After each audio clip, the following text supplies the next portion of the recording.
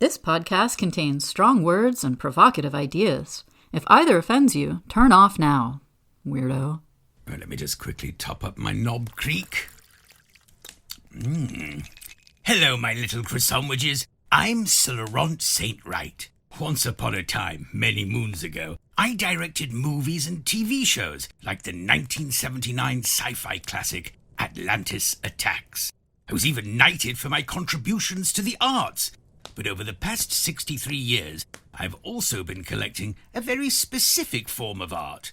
Literature-based erotica, or dirty stories, as the layman calls them. And I now own the world's largest private collection of these fictional sex-based texts.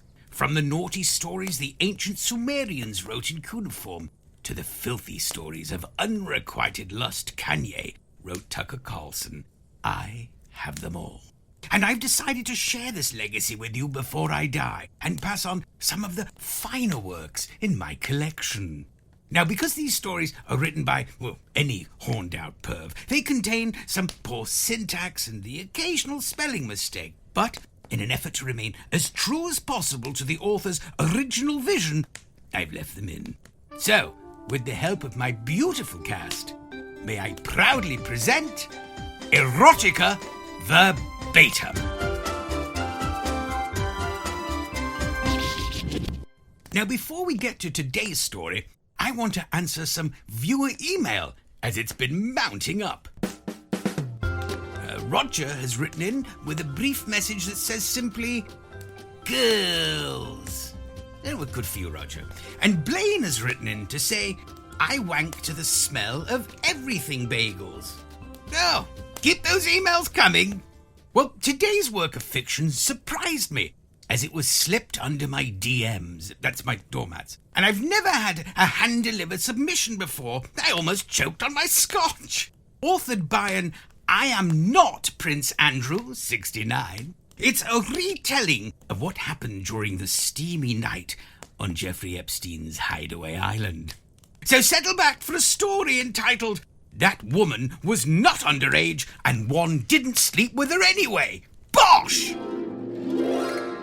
Hello, one's name is Kev, and one would like to recount the real details of what happened one night whilst attending a party at Jeffery Epstein's.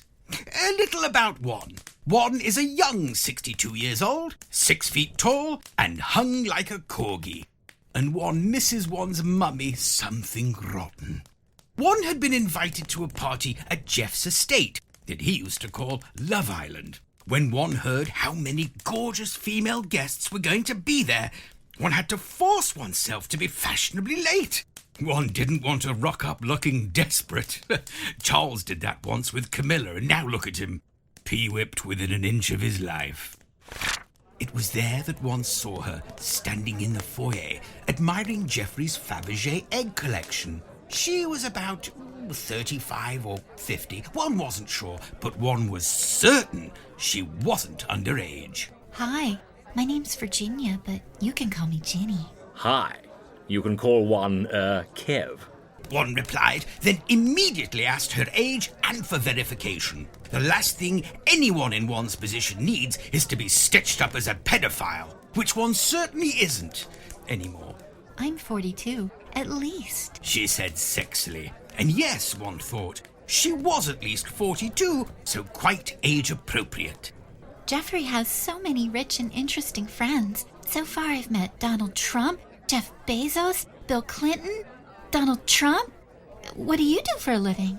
One normally didn't go around bragging, but one felt the need to impress this much older woman. One's an army man, helicopter pilot and all that. Bosh! How cool! I've always wanted to be a member of the Mile High Club. She flirted dangerously.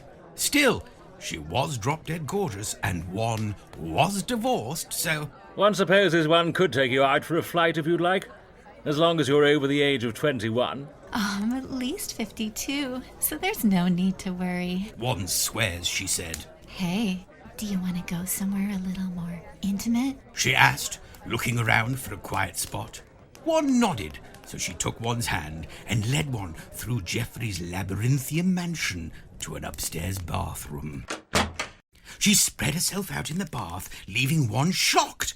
One stayed just outside the door, just in case things went tits up, and she turned out to be younger than she'd said. Why don't you lay with me, Kev? She asked, removing her top. One would rather stay here under the doorframe, but you do have jolly good breasticles for a much older woman. Bosh! One said.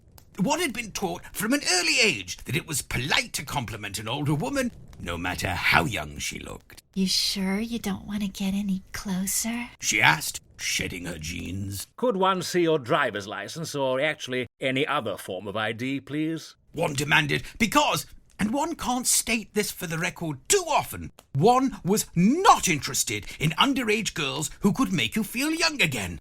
Those under 18s who all possessed the vigour of youth and who could bestow it on those powerful enough to afford it were not one's cup of tea at all, thank you very much.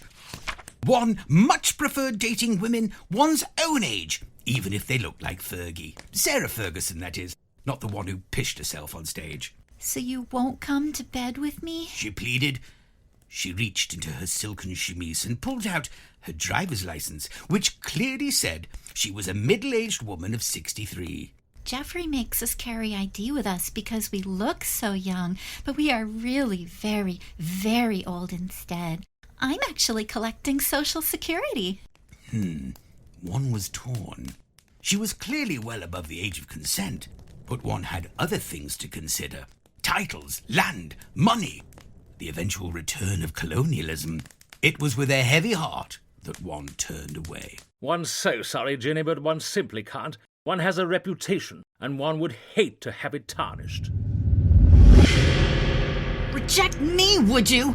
Well, this ain't the last time you'll hear from me, Kev. She yelled. One's blood ran cold. I'll let everyone know what you did to me. One hurriedly left, hoping she'd find someone else and forget one.